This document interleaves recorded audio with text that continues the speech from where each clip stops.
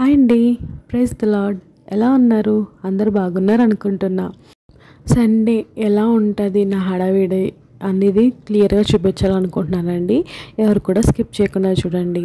అంతేకాకుండా నా ఛానల్ మీకు యూస్ఫుల్గా ఉందంటే ఖచ్చితంగా సబ్స్క్రైబ్ చేసుకుని లైక్ చేయండి.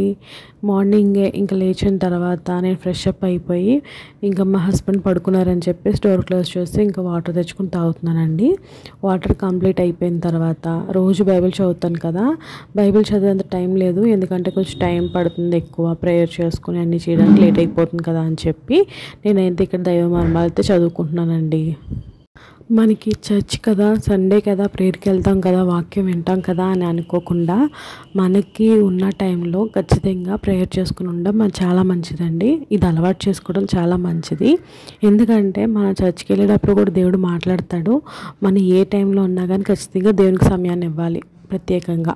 ఇంకా అది అయిపోయిన తర్వాత నేను లోపలికి వచ్చి ఇంక వంట స్టార్ట్ చేయాలండి. ఎందుకంటే 9:30 కల్లా నేను చర్చ్కి వెళ్ళిపోవాలి. అందుకని చెప్పేసి ఇంకా హడావిడిగా అన్నీ తెచ్చుకొని ఫ్రిడ్జ్లో నుంచి అన్నీ తెచ్చుకొని పెట్టుకుంటున్నాను అనమాట. ఫస్ట్ అన్ని దగ్గర పెట్టేసుకున్నాను అనుకుంటే మాది కదలకోకుండా తొందరగా కంప్లీట్ చేసుకోవచ్చు అని చెప్పేసి ఫస్ట్ అయితే ఇవన్నీ నాకు ఏమైతే అవసరమో అన్నీ తెచ్చుకుంటున్నాను అనమాట. ఈరోజు నేను చింత చిగురు పచ్చిరొయ్యలు కర్రీ వండుదాం అనుకుంటున్నానండి. దాంతోపాటుగా నేను కిచిడి చేస్తాను. అదేనండి, సండే స్పెషల్ కదా, మా ఇంట్లో ఖచ్చితంగా సండే అంటేనే కిచిడి ఉంటుంది. అవన్నీ రెడీ చేసుకుంటున్నాను అనమాట. అన్నీ దగ్గర పెట్టుకుని అప్పుడు మొత్తం అన్నీ కలిపి కడుక్కొని దాని తర్వాత నేనైతే వంట అది స్టార్ట్ చేస్తానండి. ఫస్ట్ ఇవన్నీ కట్ చేసుకోవాలి కదా, ఫస్ట్ కొత్తిమీర ఇవన్నీ కడిగేసుకుని పెట్టుకుంటాను అనమాట. దాని తర్వాత ఒకటి కట్ చేసుకుంటాను. మీకు వీడియోలో చూపిస్తున్నట్టుగా మొత్తం అన్నీ కంప్లీట్గా కట్ చేసేసుకున్నానండి.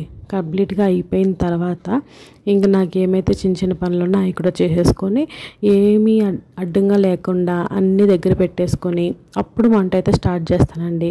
ఎందుకంటే మళ్ళీ అన్నీ తెచ్చుకుని పెట్టుకోలేదు అనుకోండి, అస్తమానం తిరగాల్సి వస్తుంది. కొంచెం వేయాల్సి ఉంటాయి, కొన్ని వేయలేని కూడా ఉంటాయి.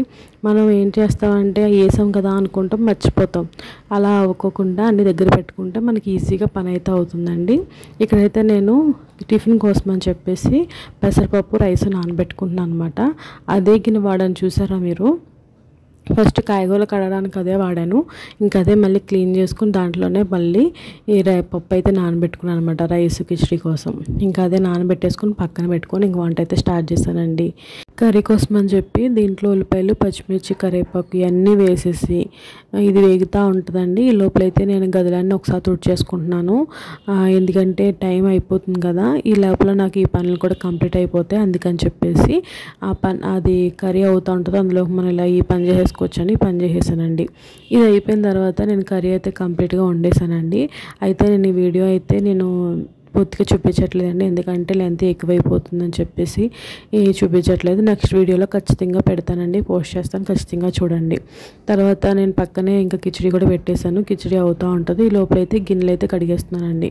ఎందుకంటే మనకు టైం కలిసి రావాలా అంటే ఇలాంటి పనులన్నీ దాని తర్వాత ఒకటి చేసేసుకోవాలి.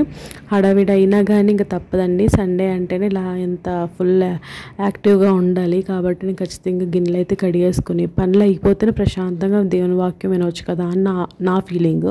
ఇంకా అది అయిపోయిన తర్వాత నేనైతే ఇలా రెడీ అయ్యాను, చూపించాను కదా.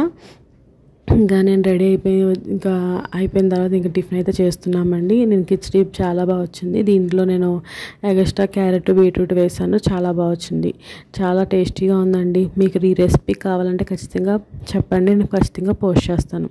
ఇంకా కరెక్ట్గా మేము రెడీ అయ్యి బయటికి వెళ్దాం అని లోగా వర్షం అయితే స్టార్ట్ అయిందండి. చాలా ఇబ్బంది పెట్టేసింది.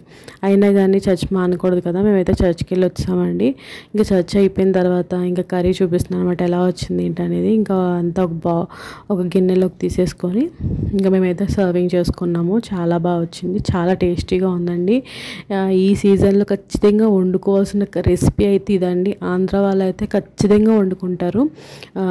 ఇది లేకుండా కర్రీ వీక్లీలో కనీసం 2 times అయినా వండుకుంటారండి. ఖచ్చితంగా బాగుంది. నేను నెక్స్ట్ వీడియోలో పోస్ట్ చేస్తాను, ఖచ్చితంగా చూడండి. అంతేనండి ఈ video. Thanks for watching. Thank you so much అండి.